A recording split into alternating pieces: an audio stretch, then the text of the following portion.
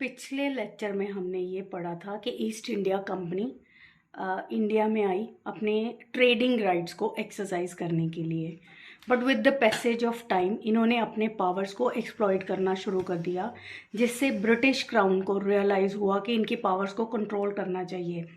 For that purpose वो regulating act 1773 लेके आए। अब ये रेगुलेटिंग एक्ट ऑफ 1773 की कॉन्स्टिट्यूशनल इम्पोर्टेंस क्या है? अब हम कैसे प्रूव करेंगे कि ये कॉन्स्टिट्यूशनली इम्पॉर्टेंट है? फर्स्ट पॉइंट ये है कि क्राउन ने क्या किया। This act was first step taken by British government to control and regulate the affairs. इन्होंने ईस्ट इंडिया कंपनी के अफेयर्स को कंट्रोल भी करना शुरू कर दिया और रेगुलेट भी करना शुरू कर दिया। ब्रिटिश क्राउन ने it recognised administrative and political functions of the company. इसकी सुपरविजन शुरू कर दी। एडमिनिस्ट्रेशन और political functions of the company की इनको रिकग्नाइज किया। It led foundation of central administration in India.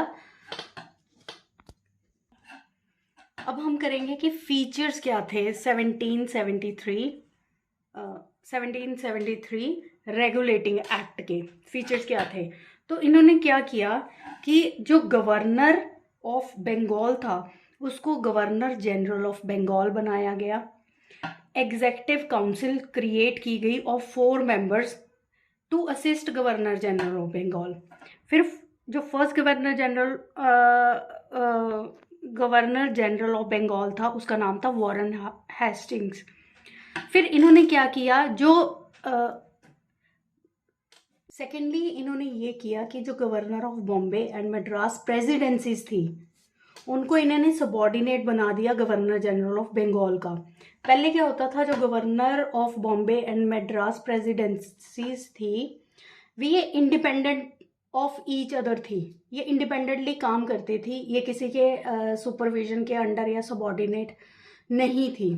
फिर इट प्रोवाइडेड एस्टेब्लिश। फिर 1774 में इन्होंने सुप्रीम कोर्ट एस्टैब्लिश की, जिसमें एक CJI और 3 अदर जजेस थे। It constitute supreme court in 1773 established in Calcutta and it carries CJI and 3 other जजेस।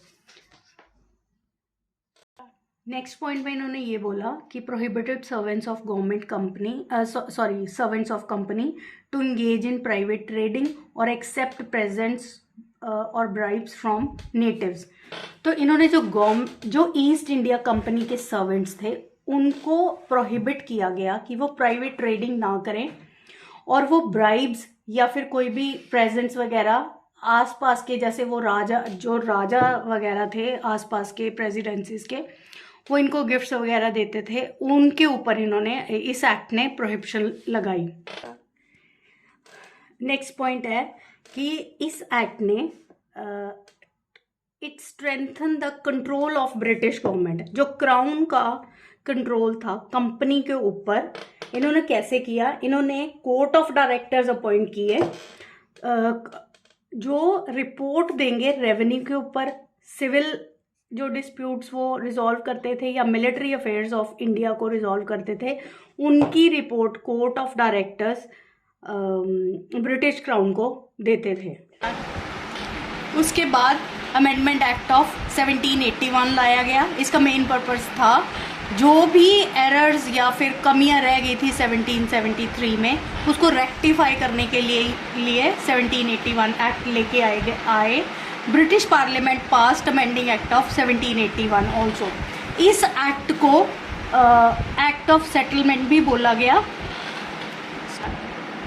अब इस एक्ट में 1781 के एक्ट में लेके क्या आई, ये क्या प्रोविजंस थी, इन्होंने गवर्नर जनरल और इसकी काउंसिल्स और जो कंपनी के एम्प्लॉयज़ थे उनके कोई भी डिस्प्यूट्स होते थे उसको सुप्रीम कोर्ट की जुरिस्डिक्शन से बाहर रखा। इसका मतलब ये है कि कोई भी आपका डिस्प्यूट है तो आप इसका केस सुप्रीम कोर्ट के पास लेके नहीं जा सकते।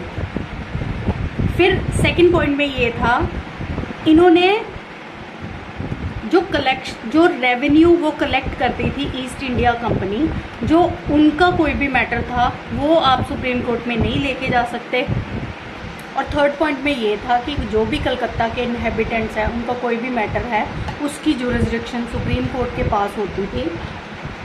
आगे इन्होंने ये बोला कि जो डिफेंडेंट्स थे वो उनके पर्सनल, इन्होंने रिक्वायर किया कि जो सुप्रीम कोर्ट है वो डिफेंडेंट्स के पर्सनल राइट्स से गवान होंगे। जैसे अगर हिंदू है तो हिंदू लॉ अप्लाई होगा, और मुस्लिम्स हैं तो मुहम्मदन लॉ अप्लाई होगा। नेक्स्ट पॉइंट में ये है कि कोई भी अपील्स जो प्रोविंशियल कोर्ट से प्रोविंशियल कोर्ट का कोई भी डिसीजन होता था उसकी जो अपील्स थी वो सुप्रीम कोर्ट के पास ना जाके गवर्नर जनरल इन काउंसिल के पास जाएंगी। अब इसमें हमने पिछले पॉइंट में पढ़ा था कि कोई भी अपील्स हैं जो प्रोविंशियल कोर्ट के डिसीजन के अगेंस्ट जब कोई अपील डालनी है तो गवर्नर जनरल ऑफ काउंसिल के पास जाएगी। तो इन्होंने एम्पावर किया गवर्नर जनरल इन काउंसिल को रेगुलेट कर सके provincial frame regulations for provincial courts को रेगुलेट करने के लिए रूल्स बनाए। अब कंपनी रूल में जो थर्ड एक्ट लेके आया गया वो था पिट्स इंडिया एक्ट 1784। ये ब्रिटिश पार्लियामेंट, ये जो एक्ट है वो इंट्रोड्यूस किया गया बाय ब्रिटिश पार्लियामेंट। उस टाइम पे जो प्राइम मिनिस्टर थे विलियम पिट ने इस एक्ट को इंट्रोड्यूस किया। अब इसके फीचर्स क्या थे? इस एक्ट में फर्स्ट फीचर था कि इन्होंने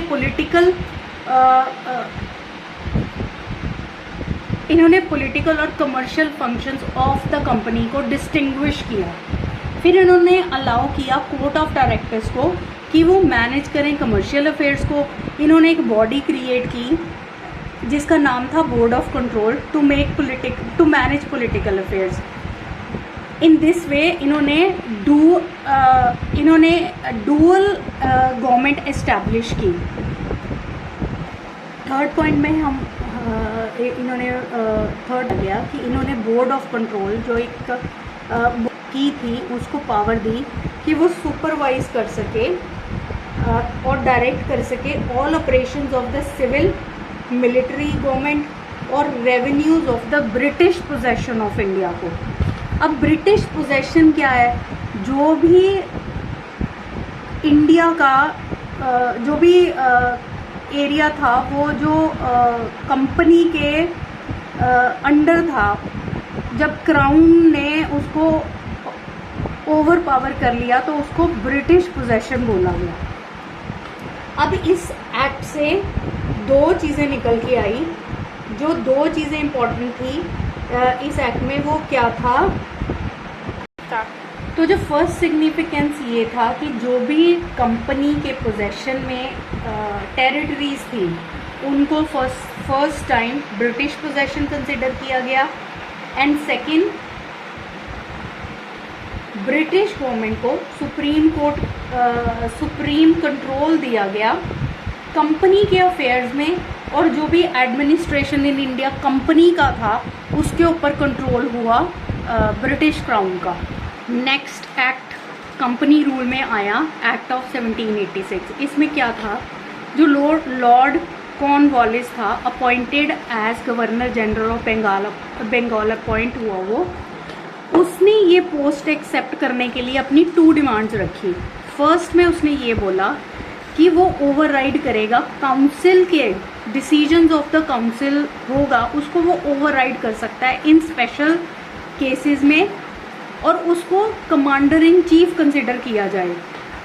accordingly 1786 act was enacted to make these provisions.